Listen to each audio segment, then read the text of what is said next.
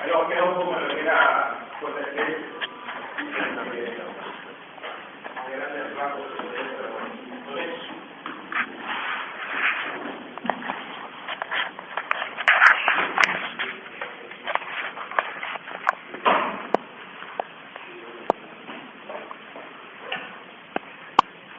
Bien, como decía, la idea es básicamente trabajar como JSP, quizá bien implica trabajar con algo de muy bajo nivel, ya este tipo de componente en el cual tenemos que manipular directamente lo que es el HTTP, es decir, manipular directamente lo que es el response y el request. ¿Qué problema tiene esto? Bueno, el problema que tiene es que trabajar tan bajo nivel realmente baja la productividad.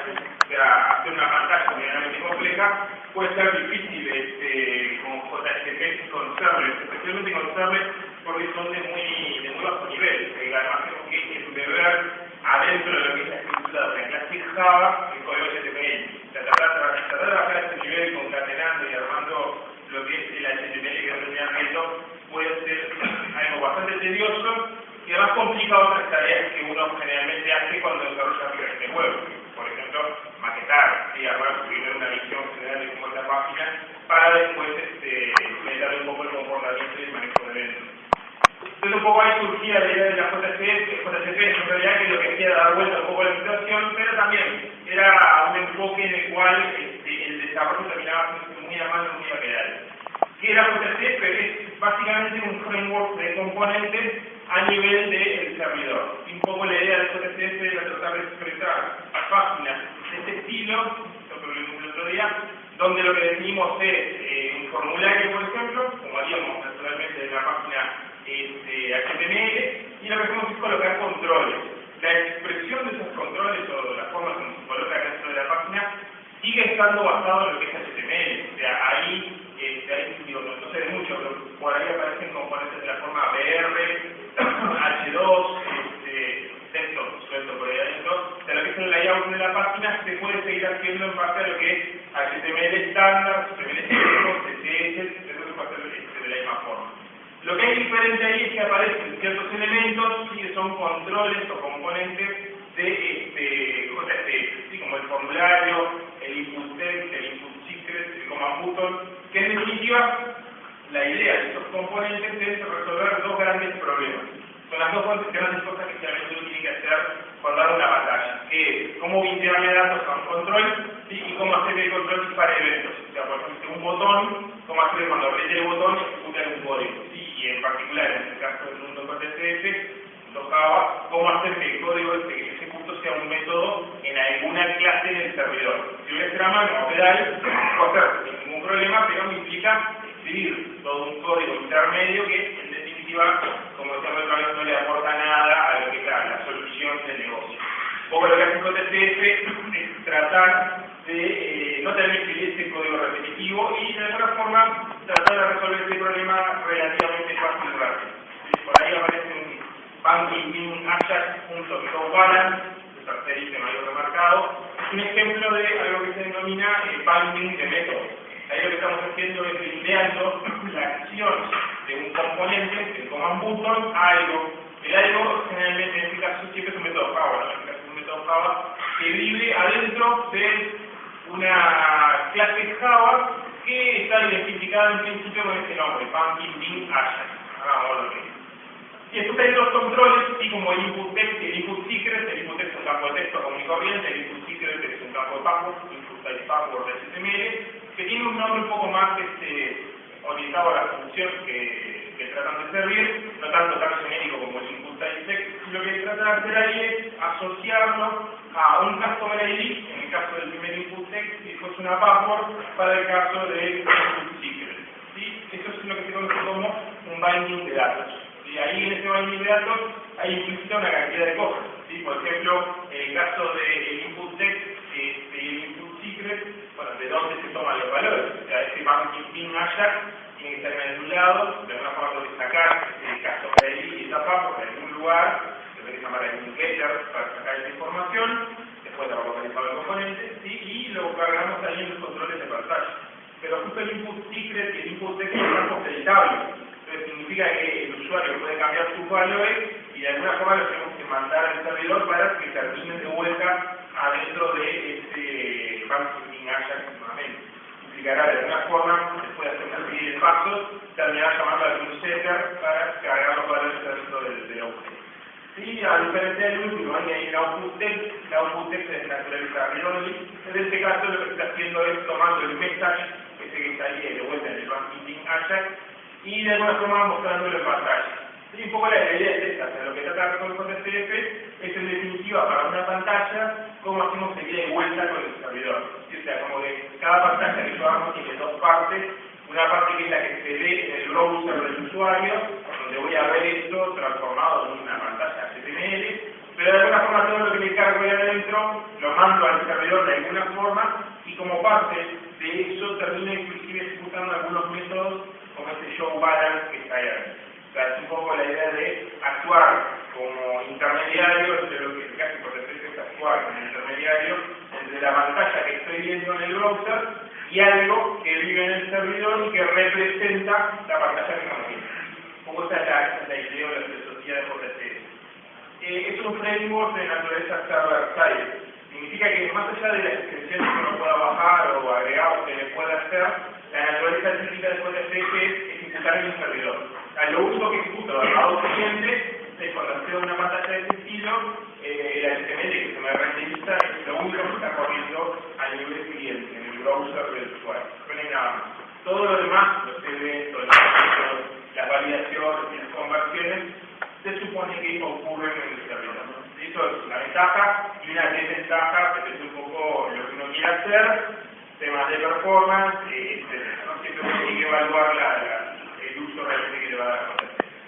Este banking Ajax que veíamos recién, esta cosa que está ahí, justo ahora, hoy no se ve también por ser tan chiquito, después lo puedo mirar más tranquilo que está publicado en EVA. Ahí lo que tenemos es la que hace Java, donde aparece por acá en el medio el método de show balance. ¿Sí? Show balance, si se fijan, lo que tiene de especial, se supone que es el método que se llama cuando aprieto el botón, en realidad. Pero si le dicen adentro, van a que trabaja con el password, en realidad el password igual secret, se usa el valor de password por ahí adentro, acá, y más acá adentro se usa el valor del customer ID. ¿Qué es lo que pasa ahí? Bueno, de alguna forma el input text y el input secret que hoy veía, esos dos campos que estaban limpiados de esos dos valores, la idea es que los valores se tomaron de la pantalla, se cargaron en las propiedades estas y de alguna forma están actualizados y disponibles antes de que el show balance se ejecute. La idea es que el show balance se ejecuta y después otra cosa interesante para ver ahora es esto del return null, que en este caso lo que hace es indicarle a JSF a qué próxima página quiero ir. ¿Sí? Cuando le pongo return null, lo que estoy diciendo es que quiero quedar ahí, en la página en la que estoy.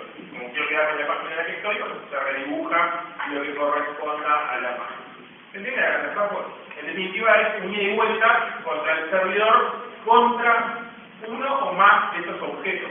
En este caso la pantalla está asociada a uno. O sea, miramos el coso el form, siempre todos los bindings de los que hablábamos recién están siempre apuntando al binding Ajax. Es como que para una página de este estilo de HTML, para una vista en definitiva, tengo un solo objeto Java de backend.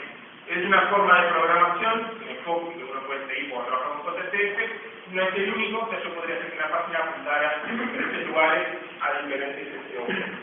Todo depende un poco de cómo se decide organizar la vista de la página. Un poco más elaborado, una página sencilla para registrar usuarios y que me pida, por ejemplo, acá pido los datos del usuario, después acá se encuentra confirmación para ver si está todo bien, puedo volver acá para verificar que quiero cambiar el datos, una aplicación web explícita. Acá pasa lo mismo, ¿sí? esta página o esta aplicación en realidad para que funcione va a tener tres vistas, ¿sí? Register XHTML, confirm XHTML y run XHTML. Cada XHTML de estos en realidad es uno de estos, por ejemplo, ¿sí? Ahí lo que tenemos es código que contiene tags de componentes con potenciales bindings con el servidor. En el escenario este, ¿sí? Esta pequeña aplicación, la idea es que bindee contra un objeto Java, userBin en este caso. La idea es que la página de registro, por ejemplo, recolecte datos y se lo tire a la página esta de userBin. La página de confirmación lo muestre todos los datos recolectados me permita, por ejemplo, insertar en la base de datos. Eso es algo bastante común en JCF, o sea, en una página recolectar datos, por ejemplo, guardados en un objeto, y después en otra página distinta tomar datos de ese objeto, de ese mismo objeto Java, y hacer algo con esos datos. Eso implica que el objeto, por ejemplo, sobrevive al cambio entre páginas, que esté, en este caso, asociado a una única página, ¿no? Es como que los objetos Java que veíamos recién tienen un cierto tiempo de vida y están guardados en algún lado, ¿no? Es como lo que vimos cuando trabajamos con serverless, cuando mencionamos los serverless, de los contextos. ¿Se acuerdan? Estaba el contexto de la sesión, yo podía guardar datos para que alguien lo guardara y después otro lo tomara para seguir trabajando. Es un poco la misma idea, solo que no vamos a trabajar con conceptos de tan bajo nivel como la sesión HTTP. Yo te digo rápidamente, porque es un ejemplo de aplicación, como les decía, no pueden usar el código ahí más tranquilo mirando las detalles que se lleva, pero por ejemplo ahí en estos campos, y el firname, el last name, el sexo, la fecha de nacimiento, la dirección de correo electrónico, y este combo son todos controles de JCF, ¿sí? Que como está por allá, ¿sí? Cada uno tiene cierta forma de escribirse, H input text, por ejemplo, tiene ID, un require, para que representa el label, ese tipo de cosas, esos detalles, después los puede ver para implementar, pero lo más importante es lo que está recuadrado. Y lo que está recuadrado ahí, lo que está diciendo es que el valor de este campo de texto, cuando se mande al servidor, se va a colocar adentro del userlist.firstName. O sea, se va a ir a buscar la propiedad firstName del objeto, se va a enchufar lo que la persona escribió ahí adentro. Lo mismo para el last name, lo mismo para el texto. Todos tienen un binding, significa que los datos se tienen que mandar al servidor. ¿Se entiende? O sea, siempre se trabaja de esta forma. O sea, en realidad puedo tener controles que no vinden con nada, que simplemente sean campos que se muestran en pantalla, pero tiene mucha gracia. Un poco la idea es que siempre esté asociado a algo en el servidor. Lo digo por acá, ¿no? La fecha de nacimiento, por ahí el mail, el servicio del trabajo. Si se fijan un poco más en detalle, sí aparecen cosas como esto. Convert el time para restringir la forma en cómo se ingresa una fecha, etc. O sea, cada control tiene determinadas propiedades que me permiten a mí configurar cómo va a funcionar a la hora de renderizar. Entonces acá esta página, por ejemplo, como tiene todos controles de lectoescritura, ¿sí? Cada vez que yo coloque cuando lo mande al servidor, bueno, va a terminar actualizando este objeto. ¿Qué es ese objeto? Dentro del mundo JCF se lo conoce como manager link. Un manager link o un objeto administrado, de ahí el nombre, es una que Java común y corriente, o sea, no tiene ninguna cosa especial, tiene atributos, ¿sí? Como cualquier Java link que uno puede encontrar en Java, y después no aparecen acá, pero cada uno de estos tiene que tener un getter y un setter asociado, ¿sí? Get first name, set first name, depende un poco si lo que voy a hacer es solamente leerlo, solamente escribirlo o leerlo y escribirlo, depende un poco si es read, write o solamente leerlo.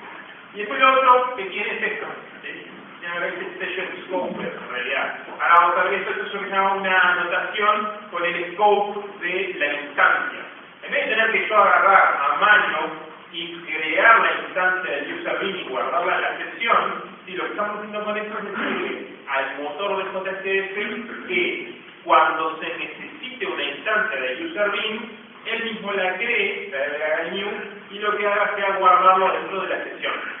¿Se entiende? La session scope es un indicador de dónde tengo que guardar la instancia del objeto. Hay otros scopes que ahora vamos a ver, pero este es el más común, el más fácil de manejar. Lo que estamos haciendo ahí es creando una instancia del userlist para guardar los valores. ¿Y cuándo se crea la instancia? Y bueno, cuando se necesite.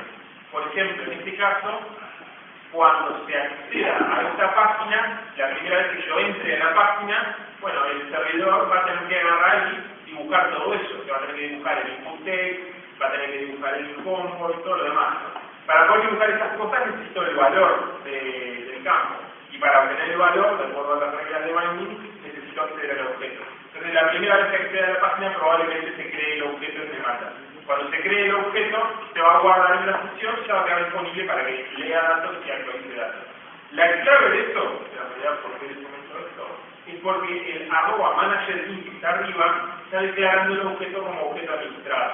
Un objeto administrado nunca tiene que ser creado explícitamente con new. O sea, la gracia de JC, JB, JPA y otras cosas que se usan dentro de la especificación y otras más que andan por ahí, es que los objetos que son administrados nunca son creados explícitamente por el programador. O sea, está mal que el programador venga y haga new user bean en este caso, porque estaremos creando una instancia y no estamos dejando al servidor manejar el ciclo de vida del objeto. Los objetos administrados dentro de la plataforma, que es una regla general que vale para todos, tienen lo que se llama un ciclo de vida asociado. El ciclo de vida asociado son las etapas por las que pasa cuando son necesarios para ser usados en algún momento del programa. En este caso, el user bean va a ser necesario en algún momento para guardar valores y en algún momento para sacar valores. Y la necesidad del user bean es controlada por JSF, ¿sí? De acuerdo a los bindings que tiene la página. Y esta necesidad es la que dispara el hecho de que el objeto se cree y se guarda en este caso en la sesión. ¿Se entiende esta idea? ¿Sí? Es una idea importante porque realmente es una fuente de errores. ¿Sí? Cuando nosotros trabajamos, por ejemplo, con NJB, es muy común para el que nunca lo usó, de repente querer llamar a un método NJB y hacer new de la clase de implementación. Y entonces usar esa clase. Y realmente eso provoca errores de nulidad o alguna excepción. ¿Sí? Entonces, ¿qué pasa? Eso pasa porque el que tendría que haber creado el componente es el contenedor, es el proceso de la aplicación. ¿Qué pasa si no lo pones en la arroba? Si no pones la arroba, una buena pregunta, en realidad, en principio, en términos de Java, no pasa nada. O sea, vos desde el punto de vista de programación, dentro del Eclipse, no va a pasar nada. En realidad, vas a trabajar, va a estar todo bien, en algún momento lo vas a correr. Cuando lo vayas a correr, ¿qué pasa? No lo hicimos todavía, pero dice que todos los bindings dicen user bean, que coincidentemente es el nombre de la clase con la primera letra minúscula. JSF por defecto lo que hace, si no le especificamos un nombre específico, le pone ese nombre a o sea, asume que el nombre con el que se va a guardar la sesión es ese que está ahí. Cuando luego vaya a correr esto, lo que va a pasar es que va a intentar buscar dentro de la sesión un bin con esa clave, ¿sí? Pero para eso primero va a buscar una definición de bin que coincida con esa clave.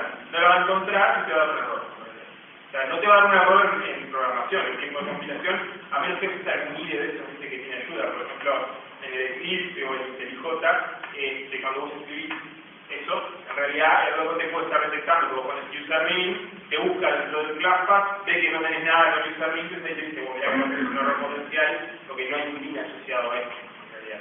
Pero digo, si estoy trabajando con un Eclipse más básico, sin ningún plugin especial para escribir el HTML de esta página, no te va a buscar nada, vas a hacer el vector, vas a correr y te vas a tratar ahí. Y ahí te vas a dar cuenta en realidad que te está faltando un bin o que por algún problema la clave no está bien. O sea, por ejemplo, a este bueno, puedes decir que en vez de que se llame username, le pones usuario bin. Entonces, cuando lo referencias de la página, te hace un problema. ¿Entendés? Luego pasa para todo lo demás cuando haya una referencia a un componente y no se encuentra. Te explota y te dice que no tenés el componente. ¿Bueno, todo? ¿Entendés? Bien, el user bien tengo ciertas cosas. Vemos una clase Java, un Java común y corriente, se le va a poner lo que quiera en realidad. O sea, ¿qué sentido va a poner ahí adentro? Y bueno, se supone que este user bean representa el backend de la página, o sea, es donde van a estar los eventos, es donde puede estar el modelo que se utiliza, como si fuera una MVC, el modelo asociado a lo que es la pantalla, que es un objeto de usuario, puede ser que lo quiera colgar acá adentro, o como en este caso, si quiero poner los datos sueltos de un usuario, también lo puedo llegar a hacer. Entonces, en definitiva, yo puedo realizar un poco el manejo de datos como quiera. Y después, obviamente depende de lo que haga la página. En este caso, estamos haciendo una página que inserta al usuario en algún lado, por ejemplo, y ahí lo que está haciendo el add confirmed user, por ejemplo, es agarrar y hacer el add user en la capa de negocio. O sea, lo que trata de hacer es insertar, por ejemplo, el usuario a través de un business service, que todavía no sabemos lo que es, porque el JV o alguna otra fachada que externa de ahí con algún método estático al user, es un ejemplo que yo en realidad, puede ser cualquier cosa que recolecte los datos de pantalla y se los tire de repente a algo de negocio, y que haga la inserción, por ejemplo, en alguna base de datos. Y acá esto lo que hace es devolverme un error, un booleano que significa si se ingresó o no, y después lo que se hace es esto, y para bueno, tener un mensajito acá para mostrar en pantalla, eso no es mucho lo importante, lo importante es esto, ¿sí? Outcome igual run, outcome igual register, y acá sí significa que debe hacer return outcome. Esta página sí está devolviendo potencialmente dos strings, uno que dice done y otro que dice register. Ahora vamos a ver eso, pero si yo no configuro nada especial para armar lo que sería la navegación del sitio, lo que se devuelve de un método de este estilo es el nombre de la página a la que voy. Si run es la página run.html, register es la página register.html. Un poco la idea de esto es que estar en el modo. Tiene que estar en la misma ruta, ¿sí? Ahí, por ejemplo, se supone que está como que en la misma carpeta, en realidad. Si lo quisieran hacer, como la acotó recién, si estuvieran en carpetas distintas, podría poner la ruta absoluta de la raíz, etc. No le podría poner, si quiero, la extensión XSTM, no le pongo nada, busca una que esté en la misma, en este caso en la misma carpeta, con una extensión válida para JSF. Esto es lo que se llama navegación implícita. JSF en esta versión soporta navegación implícita que me permite a mí saltar de un lado para otro sin demasiada complicación. Puedo especificar de una página a otra, en una página, a dónde quiero saltar cuando se termine de ejecutar una acción. Y es un poco lo que cierra este mecanismo de tengo páginas, tengo objetos, voy de la página, el objeto, mando datos, recibo datos, y eventualmente, después de mandar datos, de repente le quiero ir a otra página. Entonces con eso puedo hacer la navegación dentro del sitio. ¿Entiendes? Como que esto tengo todas las herramientas medianamente básicas para hacer algo. Obviamente, ahora vamos a profundizar un poco en esto, hay alternativas un poco más elaboradas para la navegación, así como estaba, si cambio el nombre de la página, tengo que estar rastreando string por ahí en la aplicación y no es muy bueno. Pero a grandes rasgos, sí, un poco lo que hace JSF es eso, es proporcionar un mecanismo para que yo programador pueda enganchar lo que veo a nivel de vista de la página con elementos Java en el servidor. ¿Ok? Bien. Último ejemplo. Entonces, yendo un poco más a lo conceptual, que en realidad es lo que hace esto, si yo tengo una página de este estilo, una cosa importante que hace JSF, ahí tenemos una página medianamente más completa, ¿no? Ahí tenemos el HTML, tenemos unos namespaces ahí arriba que me permiten a mí declarar estas cosas que están acá, h2 puntos, y realmente XML namespace h, este es el namespace que define dónde está el tag h dentro de lo que son los hardware de la aplicación, lo que le da soporte a JSF. Eso ayuda a saber que input text es un componente de gráfico HTML para pedir datos a nivel de texto. Y el command button como para disparar una acción en el servidor. ¿Qué pasa con esto? Esto es lo que se llama una página XHTML, una página de JSF, una lista de JSF, y la idea básica de esto es que cuando yo tengo una página de este estilo y accedo a ella, o sea, cuando yo la accedo en la URL o caigo ahí por alguna navegación, lo que hace JSF es armar esto. Esto es lo que se conoce como la lista o el árbol de componentes asociado a la página que estoy viendo. Cada vez que yo veo una página, ¿sí?, en el browser, o sea, una página que renderizó el servidor, en ese momento significa que en el servidor almacenado realmente de la sesión, lo que tenemos es eso que está ahí. Un árbol de componentes que no es que represente la visión completa gráfica de la página, pero sí la estructura de componentes JSF que se arma en esta página.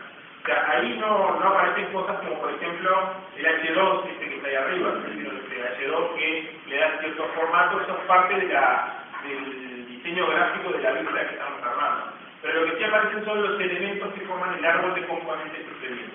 Este árbol de componentes actúa como, si quiere, pivote, en realidad para resolver todo ese camino que va desde la página al servidor y de vuelta. O sea, cuando yo le mando datos, esos datos terminan dentro de un objeto, se ejecuta algún método, se genera algo y eso me genera después una respuesta que puede actualizar la página o permitirme navegar a otra. Entonces se resuelve en parte gracias a eso. Y este arbolito se dispara, se guarda y se genera en realidad cada vez que accedemos a una página dentro de mi aplicación. ¿Entienden? ¿Qué pasa con este árbol de componentes? Bueno, forma parte de lo que se llama como el ciclo de vida. Y cada vez que en la aplicación yo cargo algunos campos, que es un botón, eso lo que hace es disparar esas 6 etapas que están ahí. Son 6 pasos que se ejecutan, que en realidad el programador, el usuario que el programador menos, no tiene conciencia de estas etapas, o sea, no es que tenga que estar pendiente de estas etapas, es algo que ocurre automáticamente por el hecho de tener los bindings que mencionábamos hoy. Al establecer los bindings, a configurar un poco cómo funciona la página contra el objeto Java que está en el servidor, se dispara eso que se conoce como el ciclo de vida.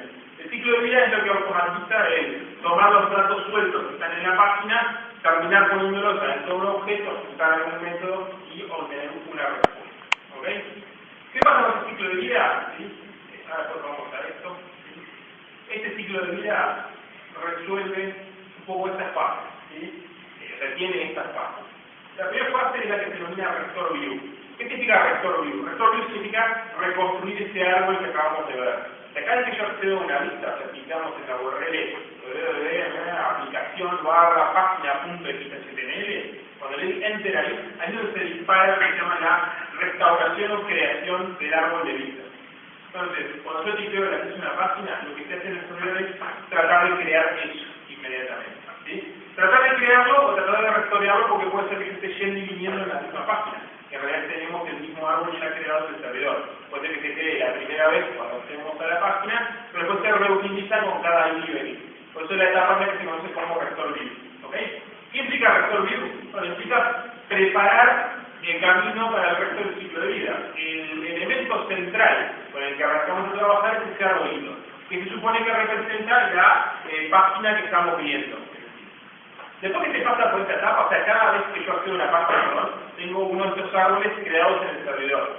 Cada usuario que está accediendo a la aplicación web tiene un árbol de estos para cada una de las páginas que él está viendo en este momento en el servidor. Los árboles no se pisan porque están guardados dentro del espacio local de cada server que está atendiendo el ciclo de vida. Entonces, este camino de las etapas que veíamos recién, cuando se ejecuta en el servidor, está asociado a un hilo Java, un thread Java. Los threads en Java tienen espacios de memoria asociados, lo que son thread locals en realidad. Este espacio de memoria asociado al thread es el que almacena esta estructura y otras estructuras que representan lo que está viendo el usuario, cosas que no se quitan en realidad cuando los dos están entrando a la misma página. Esta es la primera etapa. Después que tengo eso, bueno, voy a estar viendo la página, ¿sí? Yo voy a agarrar y voy a cargar datos a la izquierda, ¿sí? En la interfaz gráfica que estoy viendo ahí, voy a colocar datos en los campos que a mí me interesen, y eventualmente, o sea, si yo cargo datos en cada uno de los campos, eso en realidad no genera ningún efecto, no pasa nada, hasta que aprieto un botón, ¿sí? Los elementos que disparan las acciones del ciclo de vida hacia este camino de los 6 pasos son los elementos que tienen eventos asociados. En principio, ¿cuáles son los que tienen eventos asociados? Botones y links. Son las dos cosas básicas que tengo, JSF, los command buttons, los command links, que me permiten disparar la acción. Hay otros, como los buttons, como los links, como los combos, inclusive lo puedo hacer a mano con JavaScript. Pero en principio el más fácil de visualizar y el más básico es el botón. Un input type button, por ejemplo en HTML, sería la representación de un command button, o un hyperlink, en realidad también sería la representación de un command link. Son botones, son componentes, que en una página van a estar asociados a potencialmente un método en el servidor, ¿sí? O a una página de en la que voy a ir. ¿Qué pasa? Hasta que yo no apriete un elemento que dispara una acción, no se inicia el ciclo de vida. Cuando se inicia, no se continúa, mejor dicho, cuando aprieto el botón, entonces ahí lo que ocurre es la segunda etapa, que es la que se conoce como el apply requirements, ¿sí? O mandar los valores del ciclo. ¿Qué es lo que se hace? El arbolito que está a la derecha, el árbol que se restauró en la etapa anterior, representa lo que estoy mirando a la izquierda, representa la página que estoy viendo. Lo que hace esta etapa es agarrar todo lo que yo mando dentro del request, corresponde a cada campo editable que está en pantalla, y lo coloca donde corresponda dentro del árbol. ¿Se entiende eso? ¿Por qué hace eso? Básicamente para organizar los valores en el tipo de componente que yo voy a manipular. ¿Qué pasa con cada componente? Cada uno de los elementos del árbol en JSF, además de guardar el valor, tiene otras propiedades asociadas. Por ejemplo, si el valor es requerido o no, ¿sí? O un determinado tipo de datos asociado a este valor, y otras cosas más que yo le puedo asociar a cada uno de los elementos dependiendo de la naturaleza del componente. Si es un campo de texto, por ejemplo, yo puedo asociar un convertidor para que transforme el texto de una forma en otra cosa distinta. Entonces, ¿qué es lo que se hace? Se toman los valores de texto que están en el request, no sé si se acuerdan cuando hablamos de prioridad, pero lo que está en el request siempre viene en formato texto. Entonces, todo eso se mete adentro del árbol, ¿sí? Se coloca en los componentes apropiados y ya nos olvidamos del request. O sea, para JSF el request ya no existe más, ¿sí? Lo que se hace es trabajar en principio sobre el árbol que creó en la etapa anterior. ¿Se entiende? Pero después que tenemos el árbol, ¿sí? La próxima etapa es lo que llaman el procesamiento de las variaciones. Es un poco lo que les decía recién. Los componentes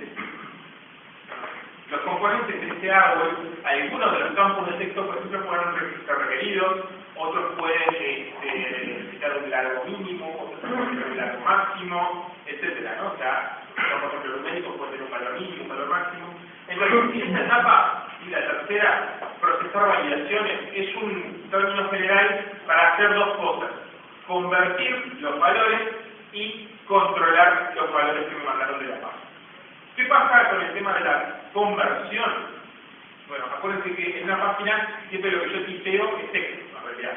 Todo lo que yo meto dentro de esos campos termina siendo texto, se manda al servidor y en el servidor lo recibe como texto. Ahora, puede ser que yo no lo quiera como texto. Por ejemplo, si yo miro acá lo que estamos viendo hoy, ahí tenemos, por ejemplo, allá abajo, ¿no? Y username.doc, date of birth, el doc este que está ahí, es un date, ¿sí? Es un date de Java, es una fecha. Entonces, ¿qué pasa? A nivel del servidor es una fecha, pero a nivel cliente es un campo de texto. Entonces, para enchufar el valor del texto adentro de la propiedad de, es necesario sí o sí realizar una conversión. ¿Qué pasa con la conversión? Bueno, la conversión se puede hacer explícita o implícita. En este caso está medio camino, porque lo que se hace es automáticamente convertir el texto que estoy tipeando en una fecha ayudado con el patrón este que está acá. Este pattern me ayuda a interpretar qué es lo que el loco está tipeando, pero que las fechas depende del formato que le pongo, de la conversión A, entonces un poco acá la idea es, dependiendo como yo quiera convertir el valor, ¿sí? Se va a realizar una etapa de conversión, ¿sí? Ya sea más automática o menos automática. Si por ejemplo fuera un campo edad, este es mucho más fácil de convertir, porque lo que me tipeo tiene que ser un número. Entonces lo que va a hacer es transformar el texto este en un número antes de enchufarlo ahí adentro. Entonces, esa etapa, ¿sí? Está enmarcada entre lo que es procesar las variaciones. Primero se hacen las conversiones, de acuerdo a donde yo voy a meter el valor, tengo el binding, entonces sé dónde quiero enchufar el texto que está en pantalla, sé el tipo de datos que estoy esperando, entonces ahí se hacen conversiones. Y después de las conversiones se hacen variaciones. ¿Qué tipo de variaciones? Y bueno, por ejemplo, variaciones de nulidad, que son las personas en el campo, y cuando el mando al servidor me controla si el campo está nulo o no, o cosas de formateo, como la fecha ahí de formato inválido, etc. ¿Sí? O sea, en esta etapa se hacen toda una serie de validaciones. Si existe algún error de validación, inmediatamente se vuelve a la página, o sea, se vuelve a dibujar la página con los valores que la persona mandó, que el usuario mandó, y además se cargan todos los mensajes de error si es que el diseñador de la página le puso al costadito campitos para ver los errores, ¿no? En este caso, ya lo tenía, y por ahí vieron que acá creo que hay hmessage for dog, hmessage for email. Hmessage es un componente que se usa en JSF para mostrar un mensaje de error asociado a un componente, a un error de un componente, ¿no? Fíjense que acá es un ID asociado, es justo el mismo ID que se usa para el HTML. ¿Ok? Ustedes después lo van a ver cuando, si usan JSF, cuando trabajen tratando de mostrar un poco los errores que pueden ocurrir. ¿Ok? Entonces, esta etapa, si se supera exitosamente, se pasa a la que sigue. Si falla, se redibuja la vista y se muestran todos los errores del usuario. Y ahí se vuelve a repetir el proceso. El tipo tendrá que acomodar lo que esté mal y volver a apretar el botón submit para tirarse de vuelta al servidor. Si eso se supera, ¿sí? Se pasa a la etapa de actualizar los valores del modelo. ¿Qué implica actualizar los valores del modelo? Y bueno, el árbol tiene todos los valores. El árbol tiene todos los valores convertidos. Y el árbol tiene todos los valores validados. O sea, sabemos que en esta etapa está todo bien con respecto a los valores de la página y a los linkeos contra un objeto Java de los que hablamos, manager.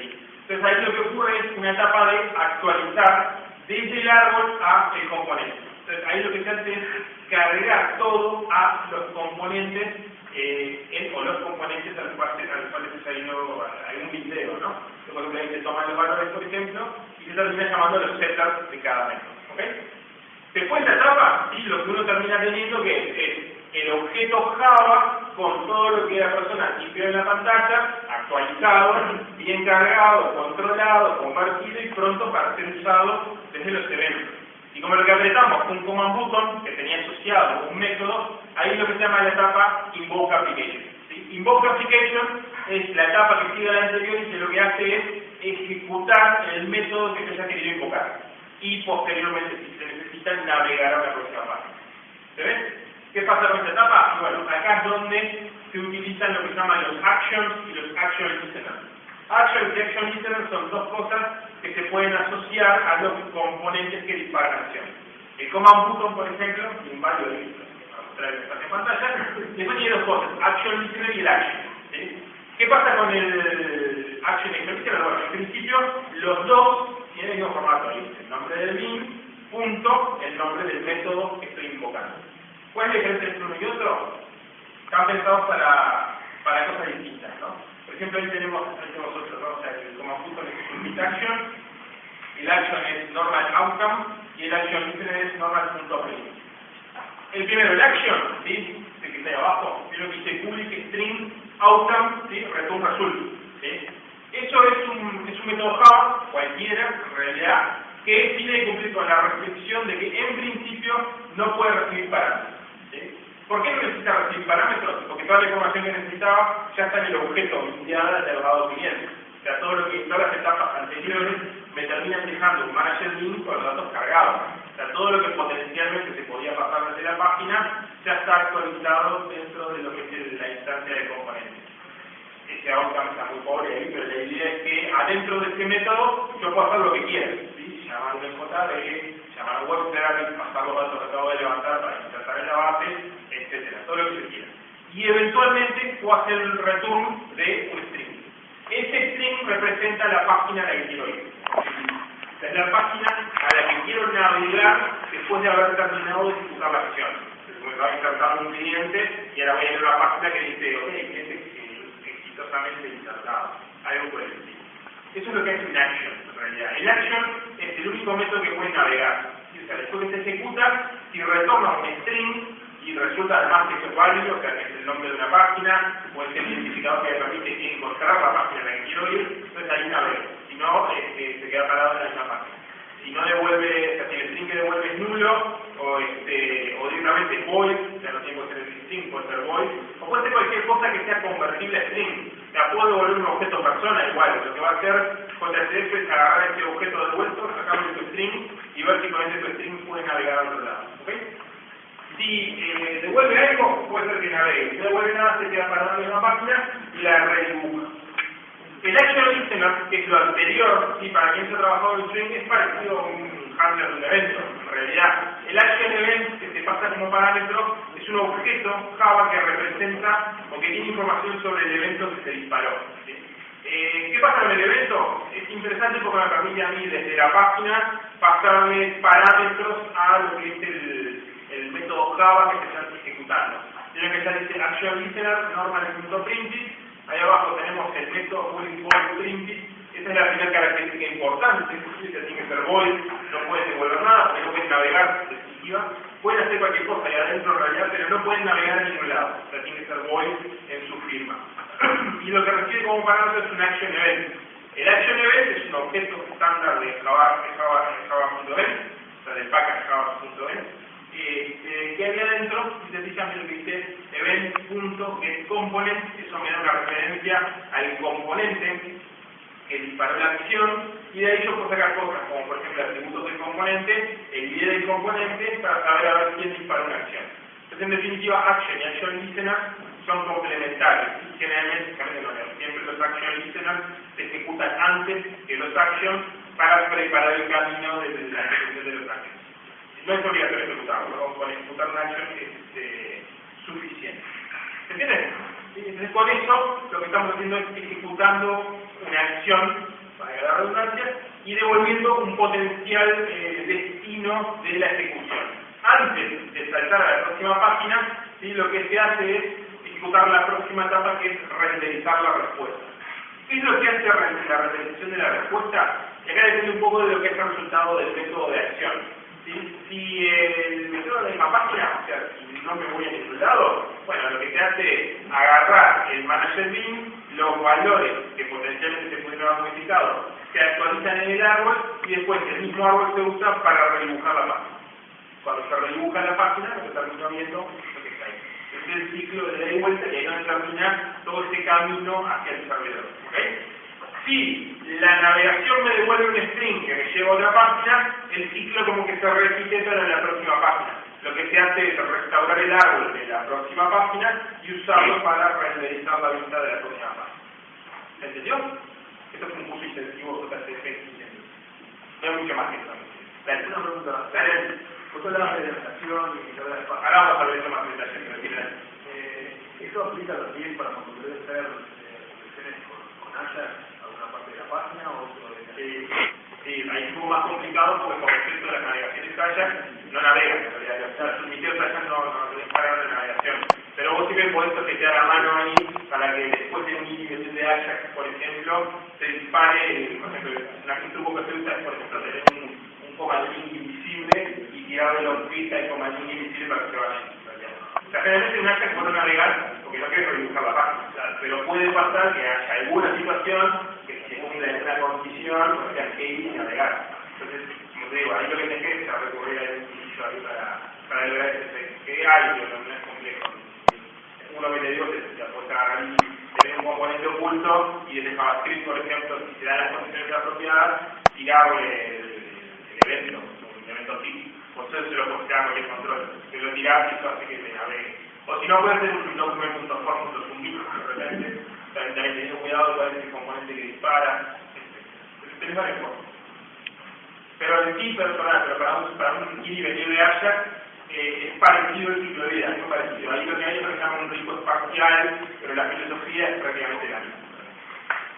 A ver, los dos, ¿se entiende en serio? Lo bueno que tiene, un poco en broma, desde el principio, es que por suerte eso nunca lo ven en realidad, porque si colocan los bindings apropiados, todo eso está ocurriendo por detrás. Si quieren, pueden interceptar las acciones dando un listener, por ejemplo, para detectar el cambio de etapa. Pero en realidad ya estamos entrando ahí en algo más puntual, si realmente es necesario detectar la situación de cambio de etapa que se realiza. El corazón del JCF, la gracia del JCF es esta, o sea, haciendo todo este tipo de cosas, en todo este trabajo automáticamente, uno como programador de lo que es la página, se ahorra toda la complicación de convertir datos, de cargar objetos, de buscar objetos dentro de un scope, de invocar métodos, de ver cómo le pasó los parámetros, todo ese tipo de cosas que parece poco al principio, pero una aplicación medianamente grande es más pesado, porque en principio está simplificada. Un poco más simple de trabajo.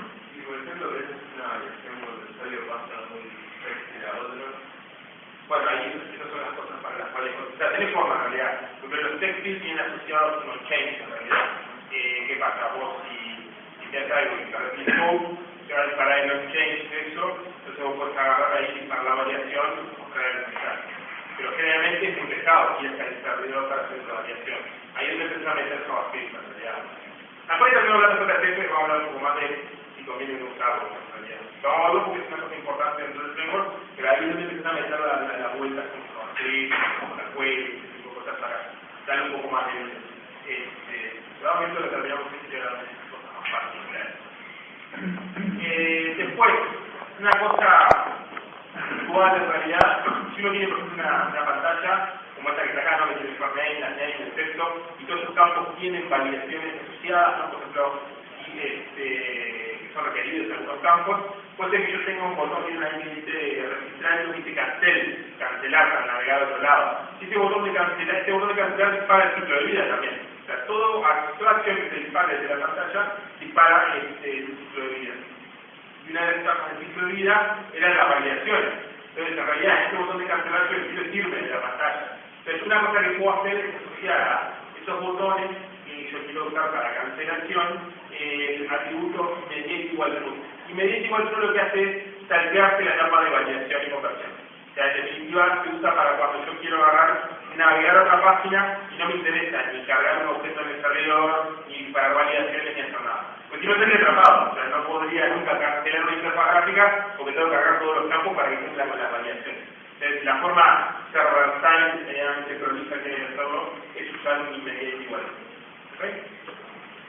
Bueno, este es el ciclo de vida, como decía de JCF, que es un poco el corazón del asunto. Después, este ciclo de vida se controla, maneja todo eso a través de los bindings con los objetos que están en el servidor. Un manager link es el objeto Java, esa es una de las formas que hay de expresarlo. Hay otras que conviene investigar, que es utilizar también CDI para definir este tipo de componentes, pero a grandes rasgos es un componente administrado que La clave central es el @manager link que está arriba, que es lo que lo caracteriza como objeto administrado, y después el scope, que es lo que me dice dónde está. Sin el scope, en la página no lo voy a poder encontrar, porque no voy a saber dónde está este componente, y lo que es peor, no voy a tener controlado el ciclo, o sea, el tiempo que dura este componente en memoria, ¿no? Entonces, bueno, ¿cómo se declara? Bien fácil, así. Se puede declarar por el simplemente también, pero hoy día no vale la pena. Basta con ponerle @manager arriba. Si no le pongo nada, usando un poco lo que habíamos hablado de los valores por defecto, lo que se hace es, como clave del link, se usa user con la minúscula. Eso vale para todo. Cuando no le pongo nombre a algo, es el nombre del artefacto Java con el nombre de la minúscula, manteniendo la capitalización. O sea, si pasa esto, cuando le van a decir con user bin, si quiero, la puedo customizar de esta forma. No vale la pena hacer esto porque trabajar tanto botón, pero estamos poniendo user bin a algo que se llama user bin. Pero lo puedo hacer si quiero cambiarle el nombre, sobre todo si hay conflicto de nombres con alguna otra cosa dentro del mismo scope. Después, los scopes son logic o la minúscula que está delante por si lo configuro, si lo configuro en XML, el de la derecha es cuando lo uso con anotaciones. Non-scoped es cuando no quiero que esté metido dentro de un scope. Puede parecer el tonto, pero en realidad a veces puede pasar porque tenemos un manager link que es dependiente de otro y el que está en el scope es el padre del manager link. Como podemos tener un objeto cliente con un manager link dirección, ¿sí? Y en dirección no queremos que esté guardado nunca en ningún lado. Entonces ahí le podemos poner no un scoper. Mientras quien lo apunte está vivo, se mantiene vivo el componente. Request scoper, que es el scope por defecto. Si no le pongo un scope, se usa request scope. Bueno, ahí el objeto queda guardado en el request. Solo vive en un salto desde la página al servidor y a la vuelta. En realidad también la voy al server y se redibuja la respuesta. Después se destruye, en realidad. O sea, si el objeto yo quiero que mantenga datos entre ir y venir con el servidor, no puede ser request scope porque solo me va a durar una ida vuelta, ¿no? Después, otro, intermedio ahí es Session Scoper. Session Scoper es el que veíamos recién. Cuando yo le pongo algo a Session Scoper, se guarda la sesión y una vez que se cree, siempre se reutiliza el mismo objeto. Entonces vive para siempre hasta que lo destruya o hasta que invalide la sesión, la invalidez que vimos la otra vez, ¿no? Application Scoper es el que estaba más arriba, ¿sí? En el Session Context, en el server context, que es el más global de todos. Ahí generalmente nunca hay que poner nada asociado a algo particular del usuario porque me lo pueden ver y me pueden cambiar por arriba. ¿Ok? Estos son los tres scopes tradicionales que uno ya conocemos, ¿no? Que ya están asociados a los contextos que vimos el otro día. Y hay uno nuevo, sí, que es el View Scoper. ¿Qué pasa? Es como un intermedio entre Request Scoper y Session Scoper. Porque como que uno es muy poco y otro es muy mucho en realidad. La Request Scoper solo me sirve para un salto de una página y la vuelta. O sea, estoy en un formulario, mando al servidor, se crea el objeto, se usa, se invocan los métodos y vuelve la respuesta y se destruye. Session Scoper en realidad es, mando al servidor, se crea el objeto y vive para siempre. Me voy de la página y sigue vivo en realidad. Entonces es como que estoy ocupando espacio innecesariamente. ¿Qué es lo que pasa? View Scoper está asociado a la página que estamos viendo. Mientras voy y vengo en la misma vista, en la misma página, el objeto se mantiene. Cuando me voy a una página distinta, ahí se destruye. Es muy útil cuando tengo, por ejemplo, una página que muestra una grilla, ¿sí? Con una lista de datos, que yo quiero ir y venir contra la misma página para proteger la lista, y después de repente hay que confirmar, guardar los cambios, pero quiero que cuando me vaya se destruya esa lista, en realidad para no ocupar espacio. Entonces ahí no está bueno usar el View Scoper en realidad. Pues si no tuviera View Scoper, la forma que tengo de resolverlo es con un Session Scoper. Pero ahí entro en el tema de que me voy de la página y queda colgada esta lista, tengo que limpiarla a mano, siempre lo mejor es trabajar con computación. La idea es que la mayoría de laburo lo haga la aplicación, hablando en serio. Cuando uno tiene que hacer ese trabajo manual de limpieza, es un lugar potencial donde la puedo limpiar en realidad. Entonces, cuanto más automática sea la cosa, mejor. Por eso, de todos estos scopes, aunque suene raro, los dos más recomendados son Request Scoper, para cosas que no me interesa que sobrevivan más de un ciclo de vuelta, y View Scoper para cuando me interesa que antes lo que pasa que estén asociados a la página que estoy viendo. Rara vez debería usar Session Scoper, que en realidad lo que necesito, si quiero guardar datos del usuario, los que tener siempre disponibles, probablemente sí necesite tener un Session Scoper. Pero si lo puedo evitar, mejor, porque lo que va a pasar es que si son todos requests, si son todos views, ni bien me vaya de la página o ni bien termine el ciclo del request response, se van a destruir los objetos. Entonces, la firma de memoria del servidor de aplicación va a ser más baja. Voy a consumir menos memoria de basura y con una aplicación en serio tengo menos probabilidad de caer en un problema de fuga de memoria. Una fuga de memoria es cuando estamos trabajando con una aplicación y de a poquito se va lastrando la memoria hasta que revienta por falta de memoria, ¿no? O sea, objetos que quedan agarrados que nunca son liberados. ¿Se entiende? Entonces, como norma general, traten de usar poca memoria. Es un poco la idea de usar. Después, con el tema de los bindings, ya lo vimos varias veces, son de esa forma que está ahí. Numeral, siempre numeral porque es una expresión EL, llavecita, nombre del link, punto, propiedad. Eso implica que es un componente de lectura, story getter, es un componente de escritura, story setter. Componente de escritura es cuando es un campo de texto, por ejemplo, editable, mandarlo editable. Cuando es de lectura es cuando es, por ejemplo, solamente un campo para mostrar un valor, un output text, por ejemplo. Entonces hay que ver un poco ahí cómo voy a usar la propiedad, si para leer o para guardar valor. ¿Ok? Esto es lo que se llama una value expression, que es una expresión que lindea con un valor. Y una method expression es lo que veíamos recién, ¿sí? Asociar una action, nombre del link, punto, nombre del método. ¿Ok? A partir de JCP2 puedo hacer lo que está ahí abajo, que es llamar a un método directamente, le puedo pasar parámetros. No es un pasaje de parámetros arbitrario de casi cualquier cosa.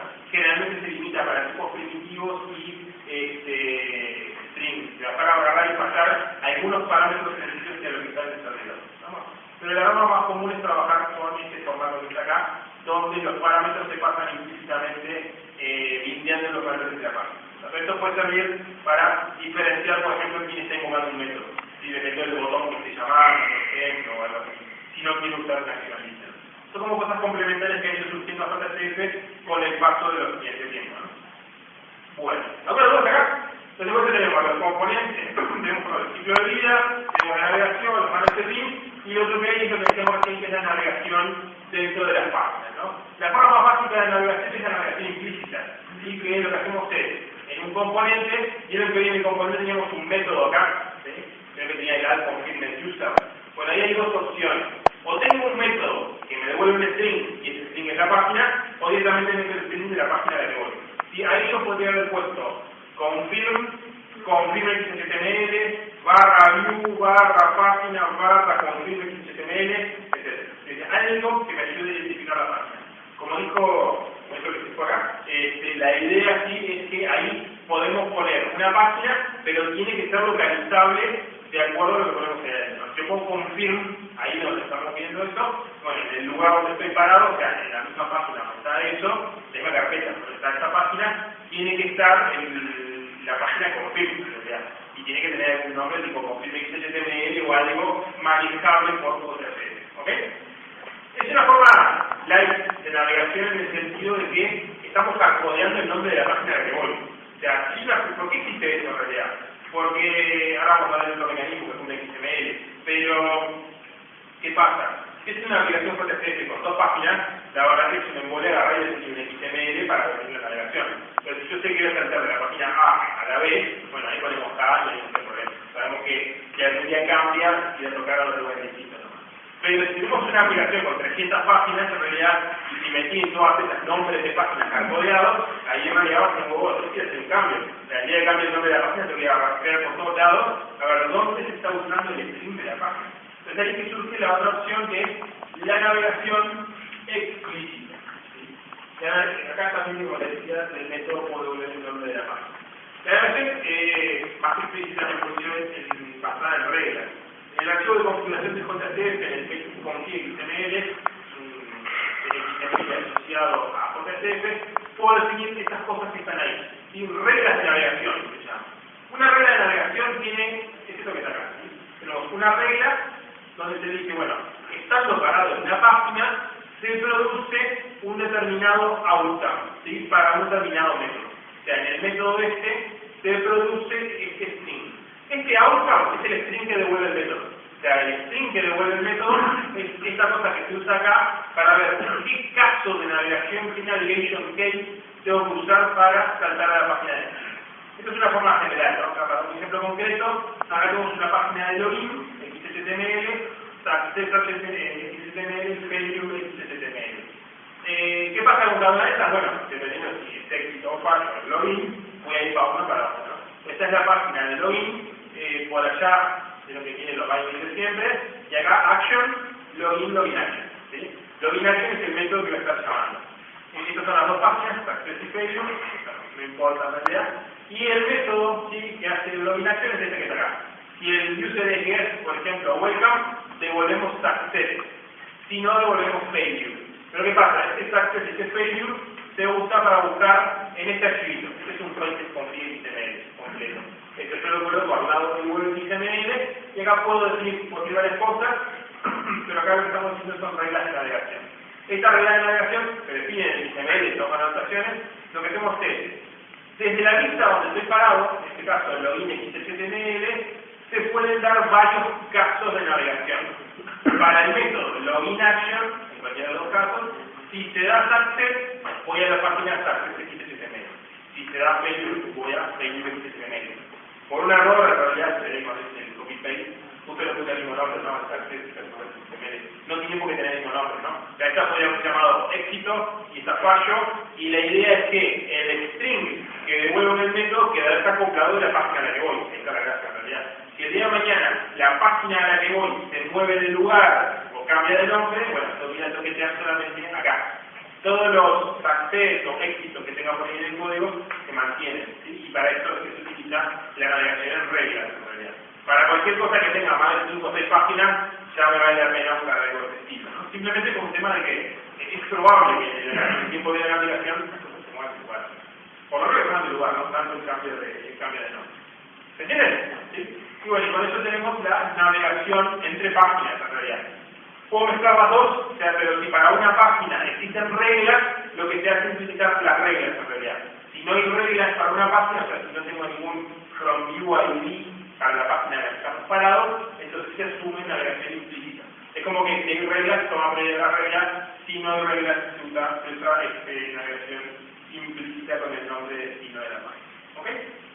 Después, si quiero, como decía, podemos usar el nombre del método al que vamos. El nombre del método, vieron que dice from action, en realidad, vieron que hay dos distintos. El from action en realidad es opcional. Si yo en una página todos los outcomes que devuelvo son distintos, no hay ninguna ambigüedad. En este caso puede pasar que tenga dos métodos distintos que devuelvan el mismo outcome, en realidad. Acá todo depende un poco de la gana que tenga uno de complicarse, porque en definitiva podría haber puesto success, login común y success check balance, en realidad. Con cambiar el outcome bastaba. Pero si quieren mantener el outcome por algún motivo y ir a lugares distintos, bueno, ahí en este caso usamos el from action. ¿Ok? ¿Se entiende? Y bueno, con esto van a hacer casos especiales, ¿no? Como por ejemplo la navegación con asterisco, para desde cualquier lado, cuando se produce un determinado outcome, voy a una determinada página. Esto sirve, por ejemplo, para los logins, en realidad, cuando estoy en cualquier lugar de la aplicación, si quiero hacer un login, bueno, puedo usar una regla general, y la misma regla se puede hacer para un subconjunto de páginas, ¿no? Usando un pattern como el de totalmente arriba, ¿no? Barra register, barra asterisco, para decir cualquier cosa que esté dentro de la carpeta register. ¿Okay? ¿Alguna duda acá? No. ¿Sí? Otra cosa que puedo hacer, ¿sí?, es navegar por redirección. Cuando trabajo con concentración, cuando estamos en una página y navegamos a otra, la navegación es server-side. Lo que significa es que estamos en el servidor, mandamos un request al servidor, se hace todo el trabajo y eventualmente yo digo que quiero navegar a otra página. Entonces lo que hace el servidor es mostrarle la página de destino. ¿Sí? O sea, por un lado, ejecuto las acciones, la posteo una página, ejecuto las acciones, se navega a otra y se me muestra la otra página. ¿Qué problema tiene eso? Si no tiene nada de problema, es que estoy posteando a un lugar y potencialmente estoy viendo una página distinta. En realidad, estoy mandando datos para otra página, pero veo una página resultado de una navegación que ocurre en el servidor. Hay situaciones en las cuales esto puede molestar, entonces lo que se puede hacer es forzar que las navegaciones sean por redirección. Forzar que sea por redirección significa que el servidor me tiene un redirect en realidad. O sea, lo que hago es ir a una página, ejecutar todo, y si resulta que tengo que navegar a otra, bueno, lo que se hace es devolverle al cliente un response con un 302 que se código de navegación, y eso lo que hace es ir a la próxima página. O sea, 302 con la ruta donde tengo que ir. ¿Okay? Es casi igual que el otro, salvo por el hecho de que como hay un redirect es al ir, venir y después ir a otro lado. O sea, con lo que tengo un potencial reflejo de pantalla, un pestañeo capaz, y además en algunos casos se complica si paso parámetros en scope report, porque como voy y vengo, se destruye el report y si voy para el otro lado, no tengo el report creado en el que genera un nuevo report. Son detalles, pero bueno, hay que tenerlos presentes porque puede ocurrir. ¿Ok? Y bueno, como para terminar, la otra cosa con la que podemos trabajar son los controles, en definitiva. O sea, las cosas que yo coloco en pantalla son los controles de JSF que no vamos a ver ahora porque son unos cuantos a nivel básico y después dependiendo de lo que uno entienda JSF puede ser la cantidad, están llenos de atributos y en realidad eso tiene sentido el día que se sienten a trabajar con JSF. El día que vayan a trabajar, define qué componentes quieren utilizar y ahí van, de referencia, colocan y ponen los atributos que se necesitan. Medio grandes rasgos, una pasadita rápida, tenemos formularios, tenemos por ejemplo campos de texto, lo que es el nombre, pero el significado del tipo uno lo entiende y además lo que se genera es lo tradicional de HTML. O sea, para un input text se genera un input type text, después tenemos input secret para generar un input type password, input hidden para poner un campo escondido para guardar el valor, input textaria para terminar realizando un textaria, output text para tirar texto así nomás, output label, la diferencia con el otro es que me permite tirar un span. Un span HTML es un área donde puedo tirar texto, pero puedo alinearlo, aplicar estilos, ese tipo de cosas. El texto común con output text, en realidad, texto pelado así, en definitiva, no le puedo poner ningún formato, a menos que lo cierre de alguna otra cosa. Output link para tirar un hipervínculo común y corriente. Output format para tirar mensajes formateados con parámetros adentro. Después, bueno, UIMessage para tirar lo que vimos hoy, los mensajitos de validación, select boolean para el checkboxes, después select menu para tener la lista de checkboxes para elegir uno u otro, como si fuera un radio group pero con, ¿cómo se llama? Con checkbox, después el combo, select one menu, en este caso, hay select one menu, select main menu, select one list, etc. ¿no? Hay varias opciones.